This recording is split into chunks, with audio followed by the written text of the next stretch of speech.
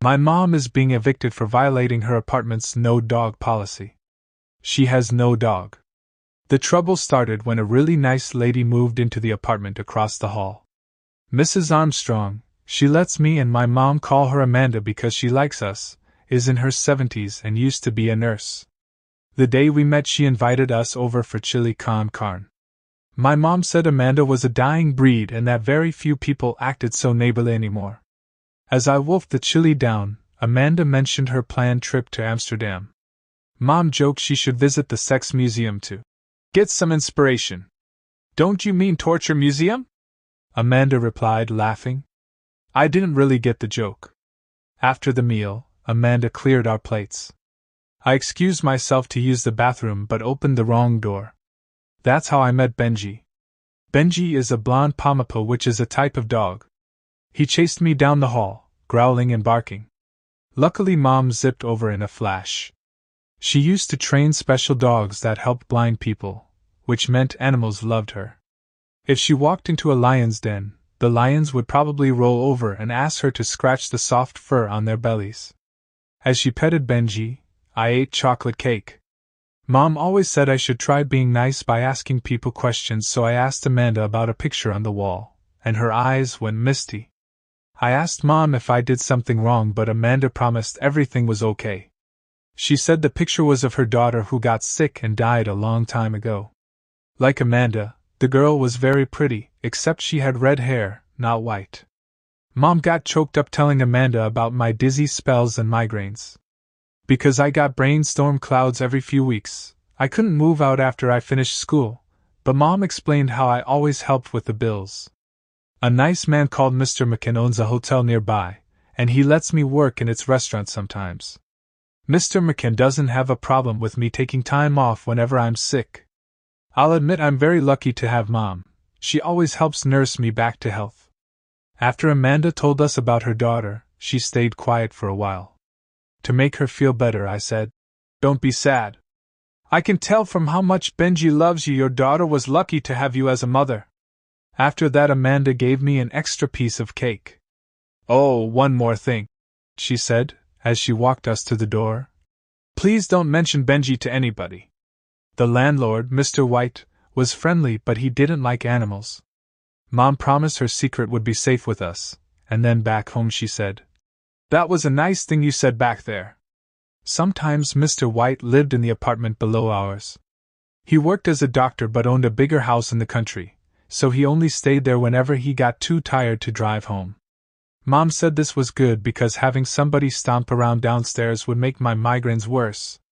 Mr. White also let us pay our rent late if we didn't have much money that month. In January, Mr. White died of a heart attack. This made me sad because he always left us treats and a nice card on Christmas. Mom told me his son, a man also called Mr. White, inherited the property, and that she hoped nothing would change. The day the moving vans appeared, Mom and Amanda looked nervous. Knew Mr. White planned on living downstairs all the time. This meant Amanda needed to keep Benji inside and only take him for walks when she knew the coast was clear. I said knew Mr. White might have liked animals more than his dad, but Mom said sometimes it's better to keep your mouth shut about these things. To reach our apartment you needed to go through the main hall and up a set of stairs beside Mr. White's door, and the day after he moved in, he came out just as me and Mom arrived with our shopping bags. He kept asking Mom if she had a husband. Then he pointed at me and said, "What's his problem? He doesn't have a FING problem." Mom shouted, her face all red. Then she dragged me upstairs. I said Mr. White must be super friendly because friendly people ask people questions, but she said he didn't have friendship on his mind. I asked why Mr. White thought I had a problem, and she grabbed my hands and said, "There's nothing wrong with you, Danny." She explained because I was sick for most of my childhood, I never got to spend time with the other kids, which meant I still had lots to learn about communication. Mr. White started cornering Mom at the stairs a lot. She said he must have been listening for her. She started tiptoeing. This worked for a while, but then he started knocking on our door. He'd say things like, "Is the water pressure okay?" Or, "Did everybody's internet drop or just mine?" One afternoon, I heard a commotion from my bedroom and went down the hall. Our apartment door opened onto the lounge. Standing there, Mr. White said, "You're busy watching him again? What's the matter with that boy anyway? Danny's very sick. What, can't you let him off the leash for one night? I'm sorry. So he'd old enough to grow a mustache but can't wipe his own F-word ing ass?"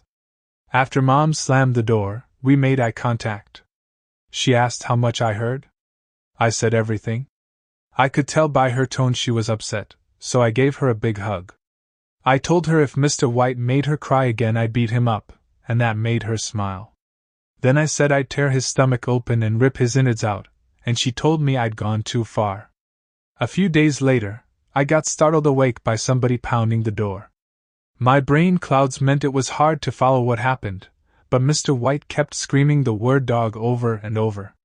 In the morning, Mom wouldn't tell me about their argument, but Amanda came over with a bottle of wine like the kind they serve at the hotel. Mom told me to go to my room, but I hid in the hall instead. Mr. White was annoyed about the yappy F-word running around our apartment. He said he heard a dog's toenails click across the floor, which would be his roof. Amanda heard this and knew he meant Benji but was terrified what would happen if Mr. White found out. "Benji's all I've got," she said through tears. Mom hugged her and told her not to worry. Mr. White started causing lots of trouble. Mom said she always smelled alcohol on his breath, and when people had too much alcohol at the hotel, that's when the doorman kicked them out. One night, I woke up to Mom screaming, "Do you see a doggy bowl anywhere around her? Or how about a leash?" Blood was thumping in my ears and their loud voices were so painful.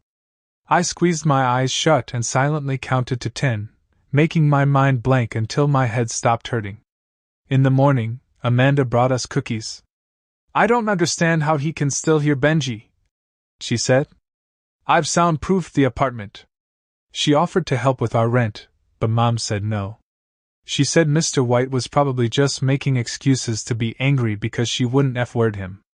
Later, she explained to me we needed to stay on our best behavior, because that B-word would have used any reason to evict us. In April, Mr. White started pounding the door one night. I got up and went to the lounge, where Mom was looking through the keyhole. She whispered for me to go back to bed, but I didn't want to leave her. I had my phone in my hand. I mouthed the word police, but she winced like she'd been punched in the gut and shook her head. I heard a noise of a key in the lock. Then Mr. White came in. He talked all funny like the drunk people at the hotel. He grabbed Mom by the hair, and I got so mad I clenched my fists. He looked at me and then laughed. He leaned in close and said, "What, you're gonna be a big man now?" His breath tasted so awful it almost made me throw up. I don't remember what happened next, but blood was trickling down the side of Mr. White's face. He wiped a red smear away with his hand and then knocked me to the floor. He kept hitting me and hitting me. Then he lifted the corner of his shirt and I saw a knife, but before he could grab it, Mom jumped on his back. He slammed her backwards against the wall, and for a second it looked as if he was going to kill her, but instead he spat in her face. "One more problem, and you and that F-word ing moron are gone," he screamed in her face, then stormed off. Afterwards, Mom was so upset she couldn't speak. Amanda came over and when she saw blood everywhere, said we needed to call the police. Mom freaked out. She got all serious and said, "I need to tell you something." Amanda stitched up a cut on top of my skull and then gave me tablets to make it not hurt anymore. Afterwards, they told me to stay in bed, but my head hurt so much I couldn't sleep. I lay there, tossing and turning until I needed to use the bathroom. From the kitchen, I heard Mom and Amanda's voices and peeked through the gap in the door. Amanda looked surprised. Mom showed Amanda something on her phone. After that, Amanda walked around while Mom kept saying, "It's true." Then Amanda agreed to not call the police. She said she'd help change the locks so Mr. White couldn't get in. Because I couldn't work for a long time, bills started piling up on the kitchen table and Mom bought a different kind of Coke, one that didn't taste as good, whenever we went shopping. She started biting her nails, too. Every time I thought about Mr. White I got angry. Then I felt bad for feeling angry. I said we should call the police so they'd come and arrest him, but she said nobody would believe us and we'd just get evicted anyway, so I had the idea to install a security camera. That way, if he caused more trouble, we'd have proof. After my bruises healed, I worked extra hard at the hotel until I'd saved enough money from tips. I installed the camera on the cabinet in the corner. I angled it so you could see the front door, the wall, part of the sofa, and the window at the front of the apartment. I knew Mom would be furious if she found out what I'd done, so I hid the power cable behind a row of dusty books she never read. It wasn't long before I felt the storm clouds setting in again. I spent several days in bed with Mom bringing me my meals, until one night I woke up drenched in sweat, twitching and whining. From somewhere nearby, I heard Mom scream. It felt like I might explode and the haze got way worse. After that, all I remember is darkness. I woke up in bed with vomit all over myself. I cried and called for Mom, but she didn't appear. I dragged myself into the lounge, where her and Amanda mopped the floor. Mom reacted like she was watching a scary movie when she noticed me. The front door wasn't sitting right and a lamp was broke. "What happened?" I asked, confused. She practically marched me into bed. She said she didn't want me making my condition worse, but I could tell from her voice she was keeping a secret. A big one. She dabbed my head with a wet cloth, promising there was nothing to worry about. The second she left me alone, I pulled up the camera footage on my phone. It started with Mr. White hammering the door, his voice muffled and unclear. Mom begged him to leave. There was a sound of him trying his key, and then his voice got even louder.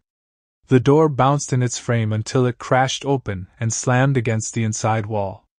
Mom threw her arm across the doorway, creating a barrier, but Mr. White backhanded her to the floor. She threw her arms around his waist and prayed like people do in church, and for a second he looked as if he might leave. Then I crawled into frame and hit his ankles with my hands. I was so sick I don't even remember doing it. Mr. White grabbed my hair and pulled out his knife, but before he could use it, Mom grabbed a lamp and hit him on the head, so he grabbed her by the throat and pushed her against the wall. I crawled out of the frame crying. Mom's eyes bulged out of her skull and her face went bright red, and I thought she was going to die. But then a gray fuzz ball hit him and sent him tumbling across the floor.